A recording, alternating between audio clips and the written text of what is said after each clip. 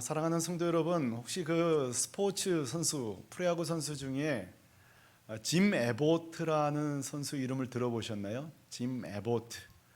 대부분 처음 들어보셨을 텐데요. 저 사진에 보시는 대로 메이저리그 스포츠 스타입니다. 이분은요, 뭐 최고 연봉을 받았던 분도 아니에요. 또 최고 실력을 가졌던 것도 사실은 아니에요. 그렇다고 우승을 많이 했던 것도 아닙니다. 자, 그럼에도 불구하고 미국인들에게, 스포츠인들에게 굉장히 존경과 사랑을 받았습니다. 그 이유는 사진 보시는 대로 태어날 때부터 오른손이 없습니다.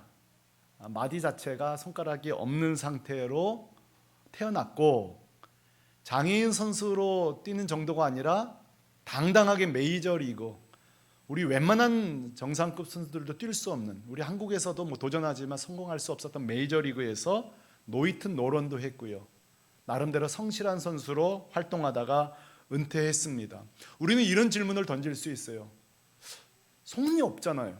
글러브를 낄 수가 없어요. 자, 그런데 어떻게 저 선수가 성공할 수 있었을까요? 여러분, 그의 책 자서전 제목이 답해줍니다. 저 책을 저도 보고 싶었는데 품절돼서 구할 수가 없었어요.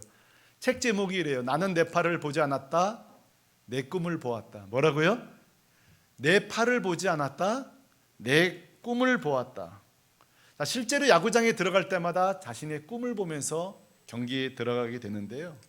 여러분, 짐 에버트가 어딘가 인터뷰에서 이런 이야기를 더불어 했는데 우리가 귀담아 들을 필요가 있습니다. 뭐라고 했는가 하니, 많은 사람, 대부분 사람들이 내 꿈을 모방할 뿐이지 내가 얼마나 인내했는지는 배우려고 하지 않는다는 거. 다시 한번요.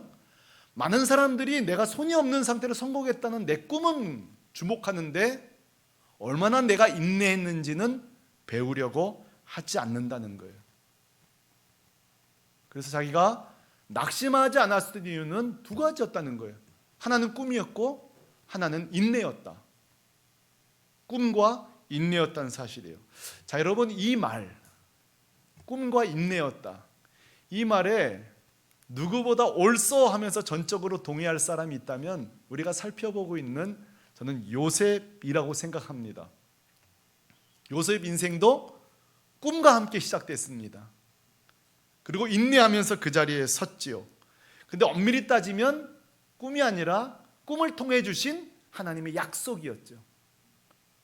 단순한 꿈이 아니라 약속, 믿음이었죠. 맞습니다. 요셉도 두 가지 때문이었는데요. 자, 요셉이요, 우리가 잘못 성경을 보면 단순한 꿈쟁이인 줄 압니다. 그래서 형들도 그러잖아요. 요셉이 걸어올 때에 저기 꿈꾸는 자가 오는도다. 그저 허황된 허풍쟁이, 꿈쟁이인 줄 알았습니다. 그러나 여러분 기억하십니까? 요셉은요, 꿈쟁이 아닙니다. 확실하게 하나님을 향한 믿음의 소유자였습니다. 자, 그 증거가 오늘 본문에 등장하는 거 여러분 아세요? 믿음의 소유자였다. 그것이 바로 바로와 요셉 두 사람의 대화 속에, 아하, 요셉이 믿는 자, 확실하게 믿음을 가진 자가 맞구나 하는 증거가 나온다고요. 오늘 바로가 요셉을 왜 부르죠? 꿈을 꾸는데 도무지 애굽의 현인들, 해몽가들 아무도 풀지를 못해요. 그래서 우리 어린애 여러분 기억나시죠? 요셉을 감옥에서 급히 부릅니다. 그래서 15절에 이렇게 말하잖아요. 너는 꿈을 들으면 능히 푼다 하더라. 다시 말해서 너 꿈 잘 푼다며. 여러분, 이 말을 들었을 때 요셉이요, 정말 절호의 기회입니다. 어떤 기회죠? 나를 드러낼 수 있는, 내 진가를 드러낼 수 있는. 알아보셨군요. 맞습니다. 아, 저처럼 꿈 잘 푸는 사람 없죠. 꿈 전문가입니다. 어느 때보다 자기를 확실하게 드러낼 수 있는 찬스입니다. 여러분, 그런데 16절 보면요, 요셉은요 절대 자기를 드러내지 않습니다.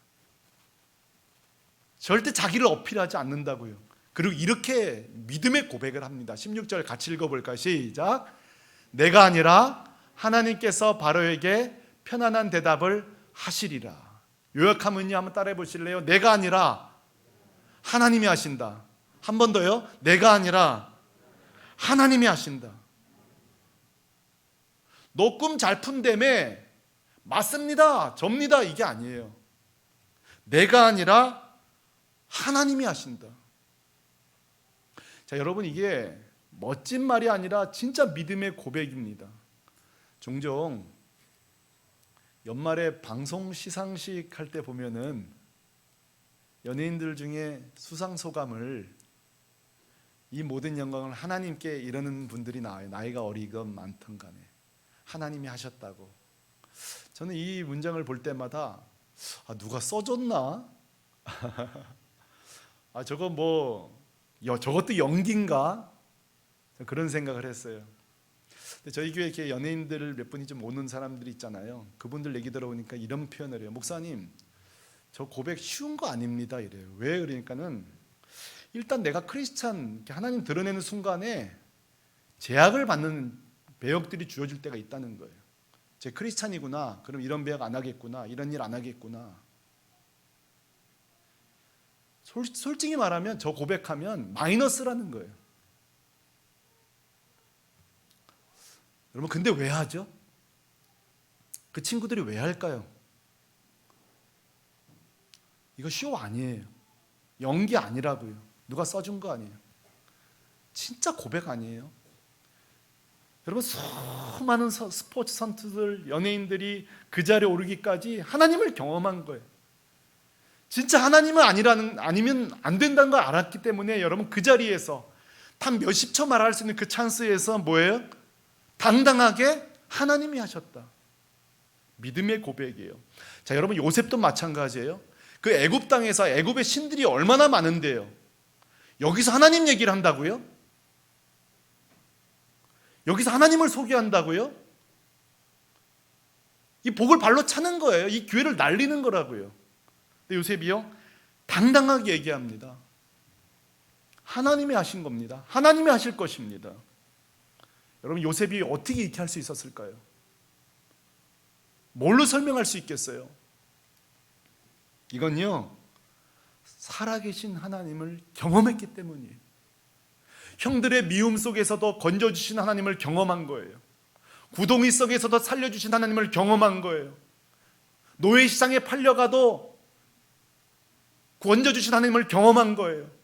감옥에 갔어도 살려주신 하나님을 경험한 거예요. 그러니까 여러분, 이건요, 갑자기 나온 고백이 아니라 요셉의 짧지만 30년 인생에, 지금은 28세쯤이죠. 2년 전이니까 28살 사는 해 동안에 요셉의 신앙 고백이 뭐예요? 믿음의 언어가 뭐예요? 내가 아니라 하나님이 하셨다는 거예요.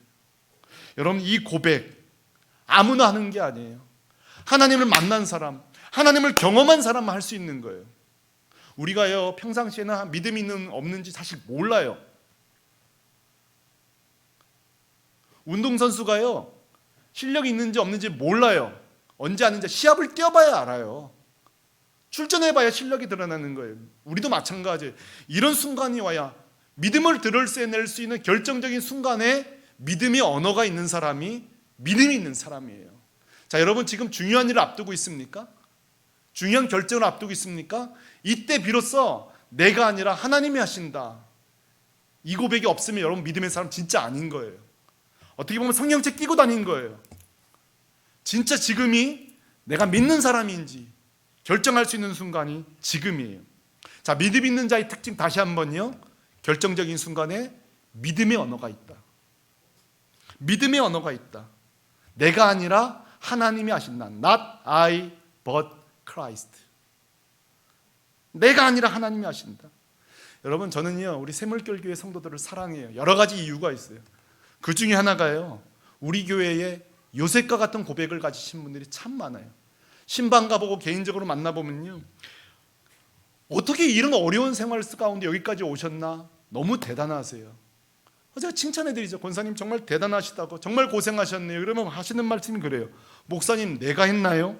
하나님이 하셨죠. 얼마든지 칭찬받아 마땅한 분들 많거든요. 근데 그래요. 목사님, 제가 했나요? 하나님이 하셨죠. 정말 어떤 성도는요, 키울 수 없는 중에 자녀를 키운 가정들이 있어요. 키울 수 없는 중에 아이를 키웠어요. 친척들도 돌보고요. 어떻게 이런 일을 하셨나요? 물어보면요, 눈물 나요. 목사님, 내가 했나요? 우리 가정이 했나요? 하나님이 키우셨죠. 하나님이 하셨죠. Not I, but Christ. 여러분, 우리 구원도 마찬가지예요. 우리 구원이요. 자, 여러분, 우리 구원 어떻게 받았죠?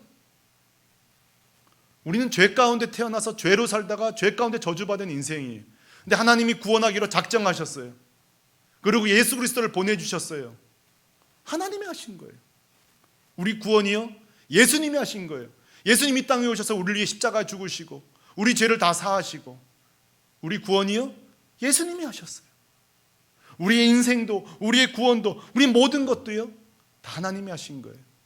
이번 주에도 우리 교회 한 세 가족 한 형제와 같이 대화하면서 우리 주제가 자연스럽게 헌금에 대한 이야기를 하게 됐어요. 우리 대화가 헌금을 언제부터 할 것인가, 이런 대화를 하다가 제가 이랬어요. 아직 헌금하지 말라고. 재미있죠? 목사가 성도 보고 헌금하지 말라고 하니까요. 제가 이랬어요. 진짜 하나님 만나거든. 내 인생 하나님이 채워주셨고, 하나님 때문에 살았고, 하나님이 이번 주 살게 하셨고, 이게 경험되는 날부터 헌금하라고. 절대 하지 말라고. 지금은 그냥 실컷 하나님의 은혜를 경험하라고, 체험하라고. 사랑하는 공동체 여러분, 요즘 코로나19 이 시대도요, 우리가 어떻게 이길 수 있을까? 이 위기를 어떻게 이길 수가? 이 고백밖에 없어요. 내 사업이요, 이 어려운 과정, 진로, 취업, 진학, 대학 입시, 모든 거요, 이 고백밖에 없어요. 내가 아니라 하나님이 하신다. 우리 청년들 오늘 여기 나와 있는데요, 정말 우리 청년들 눈물겨워요. 우리 장로님들 다 기억하실 거예요. 옛날에는 직장 한 3-4개 붙어가지고 하나 골라갔던 시절이 있었잖아요. 자, 그날이 언제 또 올 수 있을려나 모르겠지만 와야죠. 오겠죠. 통일되고 다 오겠죠. 지금요, 우리 청년은 너무너무 힘들어요. 공부 마쳤는데 일할 수 없다는 게 얼마나 자괴감이 들어요. 거절의 시대를 살고 있어요. 여러분, 제가 꼭 도전합니다. 우리 청년들, 우리 자녀들 꼭 제가 도전할게요. 하나만 저랑 약속해 주세요. 그게 뭔가 하면, 내가 하나님의 영광을 위해 살겠다. 다시 한번요. 나는 하나님을 영광을 위해 살겠다. 이것만 약조하면요, 하나님이 하십니다. 여러분 믿습니까? 이 믿음이 있으면 돼요. 내가 가진 모든 것, 나는 하나님을 위해 살겠다. 이 선언만 하시면요, 하나님이 하십니다. 반드시 하나님이 하십니다. 우리 어르신들에게 제가 또 부탁드립니다. 노후 걱정 되시죠? 예, 노후 걱정 되시죠? 우린 모두 다 그래요. 예. 저도 옛날에 언젠가요, 몇 년 전인가요, 이렇게 등산 갔다가요, 산에 올라갔는데 몇 년 한참 됐네요. 눈앞 산 밑에 아파트가 얼마나 많은지요. 그럼 즐김을 낼 걸 제가 또 청승 떨었잖아요. 하나님, 이 많은 아파트 중에 왜 전화 한 채도 없어요? 청승 떨었다니까요. 여러분, 우리가 이게 가진 것도 없고 아무것도 없잖아요. 그러니까 좀 낙심돼요. 저랑 약속 하나만 해주세요. 남은 인생 주의 영광을 위해 살겠다만 결심하십시오. 하나님 반드시 하십니다. Not I, but Christ. 나는 못해요. 하나님이 하십니다. 여러분, 우리 한국교회도 마찬가지, 우리 새물결교회도 마찬가지예요. 저를 만날 때마다 우리 성도님들 얼마나 간절히 그래요. 목사님, 우리 교회 빨리 부흥될 텐데요. 막 얘기하세요. 저도 말해요. 또 때로는 막 조급함도 생기고 또 성급함도 생겨요. 근데요, 기억하세요. 한국교회, 새물결교회, 우리 교회를 위해서 아니라 주님 오실 날을 위해서 반드시 다시 한번 부흥을 주십니다. 여러분 믿습니까? 하나님이 하십니다. 우리가 아니라, 새로운 목사가 아니라 하나님이 하십니다. 어제는 그저께죠, 벌써 제 제자 한 형 목사랑 통화했는데요, 세상에 교회가 어려우니까 목회자 3사람을 갑자기 사임을 시킨 거예요. 이럴 수 있어요. 그래 전화가 왔어요. 얼마나 마음이 아프든지. 막 제가 우리 교회 좀 든든하면 그냥 다음 주부터 우리 교회 와라 이러고 싶을 정도로 마음이 너무 아픈 거예요. 해줄 수 있는 말이 없는 거예요. 스승이라고 하는 사람이. 근데 제가 이 얘기는 꼭 해줬어요. 지금 당장 스승이 난 널 못 도울지 몰라도 내가 아니라 하나님 너 도와주실 거다. 반드시 네 인생 하나님 도와주신다. 실력 있는 친구거든요. 재능도 있거든요. 사람이 외면했어도 하나님이 하신다. 약속했어요. 이번 주는요, 우리 예배도 못 드리는데 몇 분 성도님들이 교회에 저한테 기도받으러 오셨는데요, 기도해 드리는데 왜 이렇게 눈물이 나는지 몰라요. 왜 이렇게 기도해 드리는데 눈물이 났는가 생각해 보니까, 첫째, 세상 병원에서도 뭐 별 얘기 못하니까 기도를 받으러 왔는데, 기도하는데 여러분, 제 자신 때문에 눈물이 나는 거예요. 저는 아직까지 기도하면서 저한테 하나님이 신의 은사 주셨다, 너 신의 은사 주마, 이런 거 들은 적도 없어요. 근데 오늘 기도는 받으러 왔지. 이 무능한 목사로서 기도는 해야 되는데 걸음도 좋지 못한데 교회에 오셨어요. 내 무능함에 눈물이 나더라고요. 기도는 해드려야 되는데. 근데요, 두 번째는 중간에 믿음의 눈물이 났어요. 첫 번째는 저 자신을 볼 땐 절망의 눈물밖에 안 났는데, 기도하다 보니까 믿음의 눈물이 나요. 뭔지 아세요? 그래, 나는 이 빈손에 내가 신의 은사를 받았는지 모른다. 하지만 하나님이 하신다. 여러분, 그 안수기도 뭐 사람이 하는 거예요? 하나님이 하는 거잖아요. 하나님이 하신다고 그러니까요, 믿음의 눈물이 나는 거예요. 막 눈물이 나요. 하나님, 이 목사가 뭐라고 이 교회까지 기도를 받으러 났는데, 여러분 병원 가도요, 뭐 의사들이 진료 오래 해주나요? 오래 기다려도 잠깐 받고 나오는 거 아니에요? 주님, 때로는 병원을 통해서도 고치시지만 병원에서 이렇게 어렵다 그럴 땐 이때 좀 고쳐주셔야 되는 거 아니냐고요, 주님. 그래서 막 기도하는데 저도 그런 마음이 드는 거예요. 내가 아니라 하나님이 하신다. 그 믿음으로 기도해 드렸어요. 사랑하는 성도 여러분, 맞습니다. 우리가 낙심되고 절망될 때요, 이 고백밖에 없어요. 나는 아니라 하나님이 하신다. 저는 이렇게 낙심될 때가 있잖아요. 저는 개인적으로 그렇게 좀 해요. 또 도움이 되실지 모르겠어요. 저는 낙심될 때마다 부르는 찬양이 있어요. 여러분도 아마 다 있으실 거예요. 낙심될 때마다. 저는 특별히 어린 시절 뭐 찬송가 듣고 자라서 그런지 복음성도 좋지만 꼭 두 찬송이 떠올라요. 하나는 301장이고요. 하나는 329장 때문에 그래요. 301장은 이렇게 시작돼요. 지금까지 지내온 것 뭐라고요? 주의 크신 은혜라. 이 찬송 부르다 보면 은혜가, 믿음이 막 발생해요. 그렇지, 내가 잘나서 여기까지 걸어왔나? 지금까지 지내온 것 주의 크신 은혜라. 이 찬송 부르면 막 용기가 나요. 또 하나요, 429장 부르다 보면 가사가 이래요. 세상 모든 풍파 너를 흔들어, 그렇죠? 약한 마음 낙심하게 될 때에 내려주신 주의 복을 세워라. 주의 크신 복을 내가 알리라. 이 찬송 부르다 보면요, 그동안 주신 은혜가 막 세워보게 되어져요. 그리고 또다시 살아갈 믿음이 발생하는 거예요. 오늘 여러분에게 첫 번째 숙제를 내드립니다. 첫 번째는요, 매일 아침마다 선포하십시오. 한번 따라 하십시다. 내가 아니라 하나님이 하신다. 자신 없으면 책에다 좀 차에다가 써붙여 놓으세요. 제가 아는 성도는 덤프트럭 운전하시는데요, 설교 끝나면 다 적어서 덤프트럭에다 붙여놓는데 아주 뭐 난리가 났어요. 그게 지혜로운 거예요. 냉장고에도 붙여놓으시고요, 애들 방에도 붙여놓으시고요, 핸드폰에도 붙여놓으시고요, 다 붙여놓으세요. 내가 아니라 하나님이 하신다. 내가 아니라 하나님이 하신다. 10월달 특별히요. 두 번째로 찬송하세요. 찬송하세요. 지금까지 지내온 것 주의 크신 은혜라. 받은 복을 세워보아라. 언제까지 할까요, 목사님? 믿음이 발생할 때까지. 내 안에 의심과 두려움과 낙심과 절망이 다 떠나가고 믿음이 발생할 때까지. 첫 번째 숙제입니다. 사랑하는 성도 여러분, 이처럼요, 우리가 절망될 때에 하나님이 하신다는 믿음을 가질 때에 우리 속사람이 살아나는데요, 놀랍죠? 이 믿음이 발생하는 순간에 하나님이 주신 또 하나의 보너스가 있습니다. 자, 믿음이 이미 발생해도요, 우리가 신이 나잖아요. 용기가 생기잖아요. 그런데요, 반드시 믿음은요, 기차 레일처럼 뭘 하나 또 끌고 옵니다. 내가 믿음을 발생한 순간에 뭐가 하나 이렇게 따라와요. 그게 뭔지 아세요? 놀라운 선물이 와요. 믿음을 소유하는 순간에. 그것은 바로 인내입니다. 다시 한번요, 우리가 믿음이 발생하는 순간에 반드시 따라오는 꼬리에 붙는 게 뭐냐면 인내예요. 자, 요셉이요, 17살에 꿈을 꿉니다. 그리고 13년 만에 응답이 됩니다.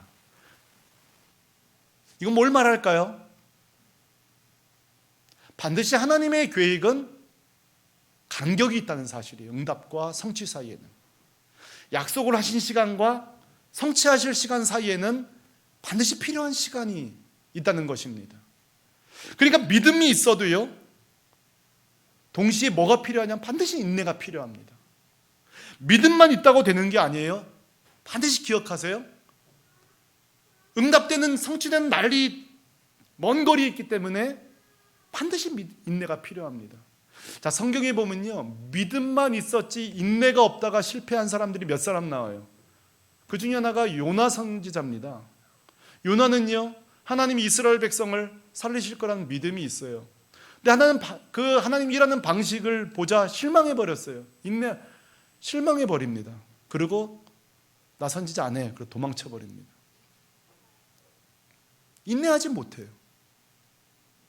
그리고 하나님이 지중해 밑바닥까지 찾아와서 하나님 계획을 알린 뒤에나 깨닫게 되죠. 인내하지 못해요. 하박국도 마찬가지. 하박국도 하나님의 그 응답이 바로 나타날 줄 알았어요. 하나님의 계획은 훨씬 몇 단계 더 필요해요. 인내하지 못해요. 나중에 성 위에 올라가서 하나님의 원대한 뜻을 알고 비로소 인내를 얻게 되는 거죠. 여러분, 요셉이요, 믿음만 있었고 인내가 없었다면요, 구덩이에서 포기했을 겁니다. 노예시장에서 포기했을 것입니다. 감옥에서 포기했을 것입니다. 그렇죠? 믿음만 있고 인내가 없었다면. 그러나 하나님이 우리에게 믿음을 주시면요, 하나님을 신뢰하다 보니까 인내가 생기는 거예요. 그러므로 사랑하는 성도들 여러분, 성도는요 반드시 두 가지를 갖고 있어야 돼요. 하나는 큰 믿음이고 반드시 인내입니다. 어떤 나무는 쑥쑥쑥 자란 나무도 있지만 작약이란 나무는요 세상에 9년 동안 안 자란대요. 그리고 10년째부터 자란다네요. 조급한 사람은요 작약 9년 만에 다 잘라버리는 거예요. 이거 틀렸구나. 어떤 기도 응답은 1년 만에 나타나기도 하지만 작약과 같은 응답이 있을 수 있는 거죠. 나무도 심지어 그런데 하나님의 계획은 어떻게 했어요? 여러분, 인간관계도 그렇습니다. 부부관계도 그렇습니다. 부모 자녀 관계도 그렇습니다. 우리 아이가 잘 될 거라는 믿음이 있어요. 하지만 인내가 없으면요 매일 잔소리를 키우는 거예요. 야단으로 키우는 거예요. 이 한 사람이 변화되기까지는요 많은 기다림이 필요합니다. 특히 여러분, 우리 목회자가 온전하게 성장하려면요 10년의 세월이 걸립니다. 그래서 신학 수업이 보통 학부까지 치면 강도사 목사 딱 10년 걸리거든요. 10년이란 세월이 걸려요. 이 한 목회자를 키워내려면요 많은 기도와 투자와 헌신이 필요합니다. 많은 기다림이 필요해요. 정말 많은 인내가 필요해요. 근데 오늘날요 그런 인내가 없어요. 그 있는 그대로 봐주지를 못해요. 오랜 기다림이 필요해요. 제가 책 한 권 들고 나왔는데 화평케 하는 자는 복이 있나니라는 이 책이 있습니다. 이 책인 공전인데요. 이 책을 쓰신 분 한 분이 장비에르라는 분이에요. 장비에르. 자, 장바니에라는 분인데 이분이 평생을 장애인들을 돌보는 사역을 합니다. 평생을 장애인을 돌보는 사역하는데 한 번은 마약 중독으로서 살다가 드디어 임종을 맞이하는 한 분을 이 장바니에가 마지막 임종을 지켜봅니다. 그리고 이렇게 묻습니다. 마지막으로 하고 싶은 말이 있냐고. 그때에 이 장바니에가 뭘 기대하면서 이 질문을 하냐면 내 평생에 당신을 만난 게 축복이었어요. 당신께 감사해요. 이 말을 기대하면서 어버이날 자녀들이 엄마 아빠한테 할 말 없냐 이 질문에 여러분 다 기대하고 있는 대답이 있죠? 똑같은 그 장바니에가 물은 거예요. 근데요 이 사람이 충격적인 이야기를 합니다. 이 마약 중독자가 죽어간 뭐라는지 아세요? 저는 목사님이 제일 힘들었어요. 이 말을 합니다. 목사님이 제일 힘들었어요. 그리고 이런 말을 해요. 저는 목사님을 만날 때마다 늘 긴장할 수밖에 없었습니다. 항상 저에게 높은 기준을 요구하셨거든요. 전 늘 긴장하며 목사님 만날 수밖에 없습니다. 그리고 눈 감기 전에 이런 말을 해요. 참 잔인하죠. 저를 있는 그대로 봐줄 수는 없었나요? 저를 조금 더 기다려줄 수는 없나요? 그리고 숨을 거둡니다. 이게 장바니에가 인생을 바꾸는 날이에요. 이 날이. 자, 여러분, 우리는요 누군가를요 막 사랑해주고 섬겨주고 고치려고 하고 교화하려고 애씁니다. 우리가 생각할 땐 나만한 사람 없지, 너 나 만난 게 축복이야, 너 럭키한 인생이 할 수 있어요. 하지만 누군가는요, 당신이 제일 힘들었습니다. 여러분, 끔찍하지 않습니까? 오늘날 우리는 기다려주지 않는 시대를 살고 있습니다. 믿음은 있는데 인내가 없어요. 기다리지도 않고 본인도 안 기다리고 남도 기다려주지 않는 시대예요. 왜 그럴까요? 우리의 조급함과 초조함 때문에 그래요. 그 원인이 뭘까 할 때 우리 특히 한국의 사회 현상 때문에 그래요. 뭐든지 좀 빨리빨리, 빨리빨리 어떤 문화, 뭐든지 속성을 하고 싶은 문화. 작정 기도도 어떻게 보면 약간 그런 거 아니에요? 작정해놓고 하나님 이때까지 응답해 놓으세요, 막 금식까지 하면서 하나님을 압박하는데, 그 기도가 나쁜 건 아니지만 거기에도 혹시 우리의 인내 없음이 포함되지 않았을까? 또 하나요, 더 근본적인 문제, 믿음이 없기 때문이에요. 이 아이를 향한 믿음 말고 이 아이를 향한 하나님의 믿음, 그 사람을 향한 하나님이 일하신다는 그 믿음, 이 교회를 향하여서 하나님이 하신다는 믿음, 그게 없기 때문이에요. 이게 없으면요, 서로를 향한 믿음이 없으면요 불협화음이 나오는 거예요. 신혼부부들 막 행복하게 결혼을 시작하잖아요. 서로 알아가는 단점의 양은 늘어나는데 믿음의 양이 늘지 않으면 부부 사이도 어려워지는 거예요. 교회도 마찬가지예요. 저도 이제 교회 온 지 1년이 됐잖아요. 아마 여러분 제 단점들을 하나하나 알아가기 시작하실걸요. 저도 우리 교회에 대해서 서서히 알아가게 되실걸요. 자, 이때 우리 목사님이 내가 아는 것보다 훨씬 더 성장할 거라는 믿음, 또 우리 목사님이 이게 부족하지만 이 부분은 또 은사가 있구나, 이런 믿음, 또 목회도 교회를 바라볼 때예요.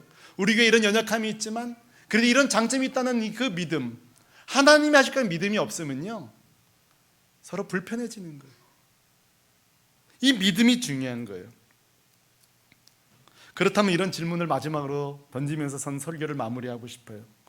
결국 요셉은 믿음과 인내로서 승리합니다. 자, 그렇다면 요즘처럼 우리의 한국 상황 가운데 이렇게 조급하고 초조하고 성급하고 인내를 배울 수 없는 구조예요. 뭐든지 빨리빨리예요. 인내를 배울 수 없는 때예요. 어떻게 하면 인내를 우리가 키울 수 있을까요? 자, 이거 중요한 질문이잖아요, 여러분. 믿음과 인내는 어떻게 키울 수 있을까요? 이 답은요 매우 단순합니다. 우리가 태양을 바라보고 있으면 뜨거워지는 것처럼 다른 거 없어요. 믿음은 어디서 발생하죠?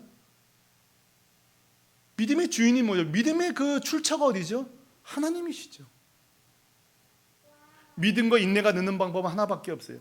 하나님과 만남의 시간을 절대적으로 늘리는 겁니다. 자, 여러분 막 불평불만 나오시거든요. 꼭 하십시오. 성경 읽는 양을 확 늘려야 됩니다. 기도하는 양을 확 늘려야 됩니다. 막 이거는 긴급 조치예요. 절대적으로 늘리십시오. 여러분, 제가 이번 주 제가 성경 읽기가 역대상 12장인데요. 역대상을 읽고 있는데 12장쯤에서 막 가슴이 뜨거워지는 거예요. 그 하나님이 하실 거라는 그 믿음.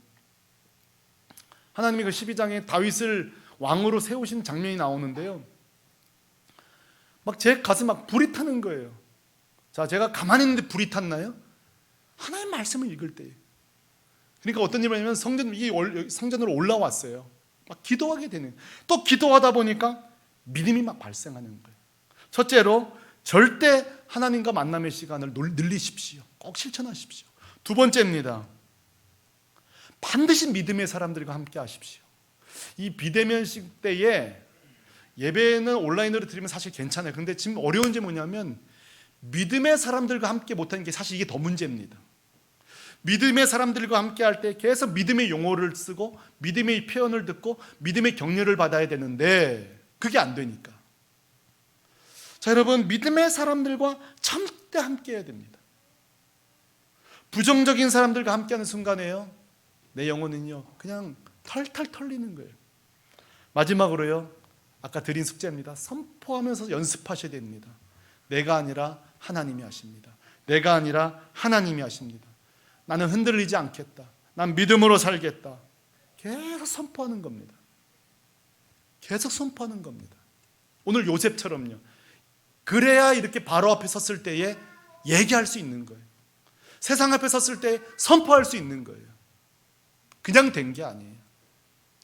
사랑하는 우리 새물교회 공동체 여러분, 우리 청소년들, 청년들, 지금 세상을 볼 때에 믿음이 발생하지 않습니다. 인내가 발생하지 않습니다. 오직 우리 삼위 하나님 바라보면서 하나님의 말씀을 붙들고 기도할 때에 믿음이 솟아나고 또 한 주 살아보자, 10월달 살아보자, 용기가 생기는 것입니다. 이 세상 흔들리고 믿음 버리는 자는 많지만 끝까지 주님 붙잡고 10월달 승리하는 저 여러분 되시기를 주님의 이름으로 축복합니다. 우리 같이 찬양하겠습니다. 우리 자리에서 같이 일어나서요, 이 찬양 같이 부르십시다. 세상 흔들리고 사람들은 변하여도 나는 주를 섬기리. 오늘 설교의 그 선포 내용이에요. 주님의 사랑은 변하지 않는다. 나는 주를 신뢰하겠다. 그래서 후렴에 보면 나오잖아요. 오직 믿음으로 내가 살겠다. 그렇죠? 오늘 이 찬송 부르면서 결심 좀 해버리시죠. 10월달 내가 아니라 하나님이 하신다. 이 믿음으로만 살겠다. 찬양하면서 다시 한번 우리 심령이 주님 앞에 새로워지는 시간 되길 바라면서 찬양하십시오. 세상 흔들리고 사람들은 변하여도 나는 주를 섬기리. 믿음으로 주님의 사랑은 영원히 변하지 않네.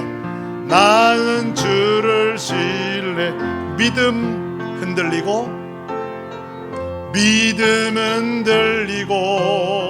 사람들 주를 떠나도 나는 주를 섬기리.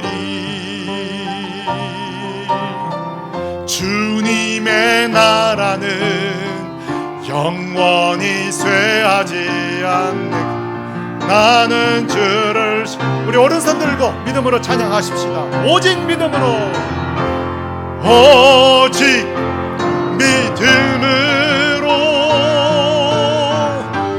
믿음으로 내가 살리라. 오직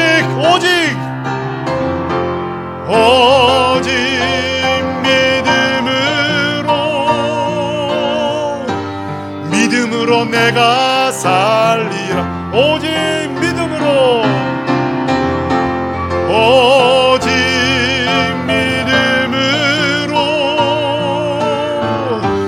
믿음으로 내가 살리라.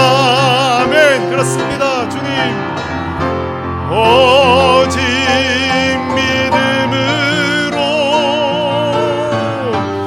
믿음으로 내가 오직 의인은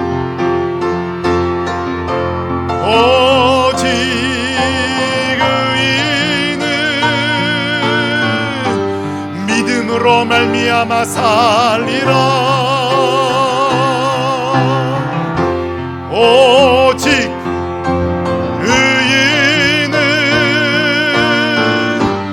믿음으로 말미암아 살리라. 우리 같이 이 시간에 기도할 텐데요, 먼저 자기 자신을 위해서 기도하겠습니다.